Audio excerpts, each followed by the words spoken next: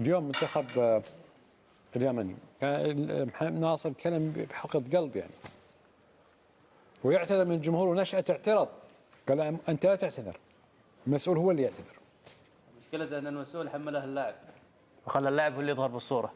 المسؤول مش موجود بالصورة، المسؤول موجود في الصور لما يحقق المنتخب اليمني إنجاز تحصل المسؤولين جميعهم موجودين، لكن وقت الخسارة لا، اللاعب هو اللي يتحمل هذا مستواهم، هذا اللي قدمنا لهم، احنا عملنا لهم، سوينا لهم.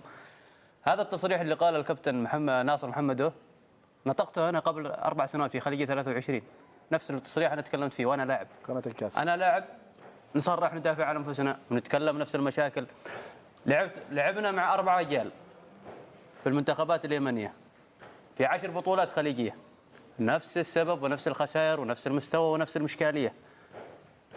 الخلل مش باللاعبين، إذا 5 أجيال لاعبين منتخبات على أساطير من خالد العفارة إلى آخر لاعب ناصر محمده، هذا أنا كلهم نفس المعاناة ونفس النتائج ونفس الخسائر.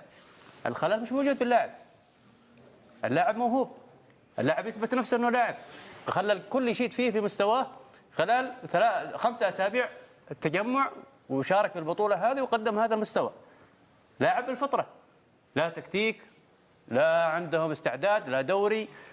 يعني لما اجي لك اذكر لك لاعب من المنتخب اليمني اشي اذكر احصائيته ولا اتذكر انه عنده مباريات، شوف لك اليوم 5 لاعبين اول مباراه في تاريخهم في حياتهم يلعبوها اليوم.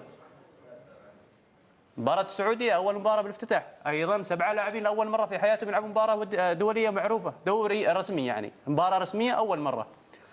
كيف ايش تنتقدهم او تتكلم عليهم؟ اتحادنا داري فين الخلل، وزاره الشباب داري وين الخلل، رئيس الوزراء داري وين الخلل، رئيس الجمهورية داري وين الخلل. طيب ما دام دارين وين الداء، ليش ما تشوفوا وين الدواء؟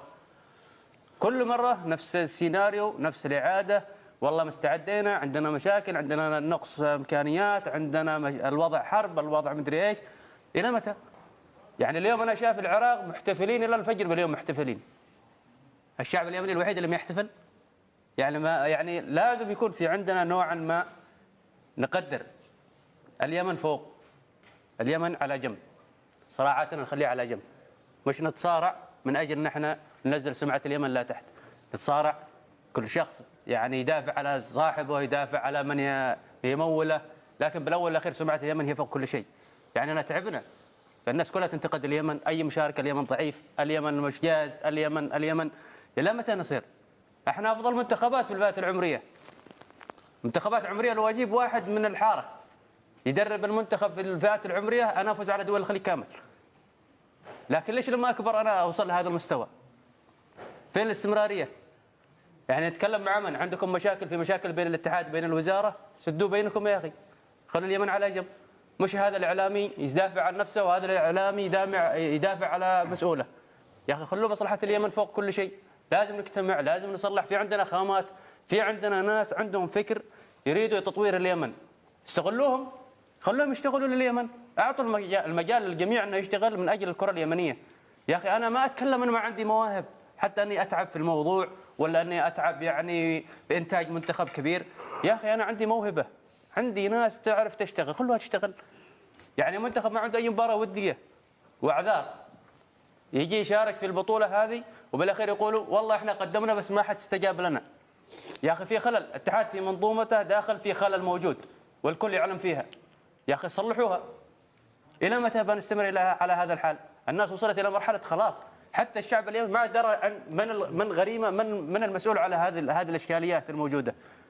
خلاص الان اصبح الناس مستغربه من المسؤول، من هكذا. رئيس الاتحاد عنده امكانيات ويقدم ما عليه، لكن لديك بطانه فاسده سيئه عليه معالجتها. الى متى بنجلس نستمر على هذا الحال؟ صحيح يقدم ومظلوم ايضا نوعا ما، رئيس الاتحاد مظلوم يعني من اللي حواليه، هم خلوه المتهم الاول، دعم ويعطي ولكن ايضا كمان في ناس عندنا مليان يعمل حمله ويتكلم لكن ما عنده الشجاعه يقول انا بمسك رئاسه الاتحاد. كلهم بس حاولين يعملوا فتنه ونقاشات وتواصل اجتماعي على الاتحاد وعلى وزاره وعلى، احنا عندنا منظومه كامله منتهيه على الرياضه. غيبوا الشعب عن الرياضه، الشعب يشتي يفرح يا جماعه الخير، احنا نفرح لما يفوز العراق، نفرح لما يفوز قطر، نفرح لما يفوز السعوديه، نفرح للعالم كامل نفرح، الا لبلادنا ما نفرح، لا متى؟